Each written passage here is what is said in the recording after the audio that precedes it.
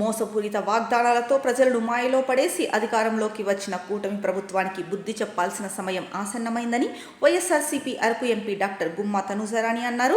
ఏడాదంతా సీఎం చంద్రబాబు ప్రజలను వెన్నుపోటు పొడుస్తూనే పాలన సాగించారని మండిపడ్డారు. బాబు వెన్నుపోటు రాజకీయాలను ఎండగట్టేందుకు ప్రతి ఒక్కరూ వెన్నుపోటు దినం కార్యక్రమంలో పాలు పంచుకోవాలని పిలుపునిచ్చారు. ఇక నిన్న ఢిల్లీలో ఆమె నివాసంలో మీడియాతో మాట్లాడారు. వైఎస్ఆర్సీపీ అధినేత మాజీ సీఎం వైఎస్ జగన్ పిలుపు మేరకు జూన్ 4న ఏపీ వ్యాప్తంగా వెన్నుపోటు దినం నిర్వహిస్తున్నట్లు చెప్పారు. ఆ రోజు ప్రజలంతా కూటమి మోసాలను నిలదీసేందుకు లోక్సభ నియోజకవర్గం కేంద్రాల్లో నిర్వహించే భారీ ర్యాలీకి హాజరై జయప్రదం చేయాలని కోరారు. సీఎం చంద్రబాబు సూపర్ 6తో పాటు 143 హామీలు ఇచ్చారని గుర్తు చేశారు. ఏడాది గడిచినా ఏ ఒక్క హామీని అమలు చేయకుండా ఇంకా కల్లబొల్లి మాటలు చెబుతూ ప్రజలను మోసం చేస్తున్నారని మండిపడ్డారు. వెన్నుపోటు దినాన్ని అడ్డుకునేందుకు కూటమి ప్రభుత్వం కుట్రలకు దిగుతోందన్నారు. ఎవరెన్ని కుట్రలు చేసినా తాము వెన్నుపోటు దినాన్ని ఘనంగా నిర్వహించి చంద్రబాబు మోసాలను ప్రపంచానికి చాటి చెబుతామని స్పష్టం చేశారు.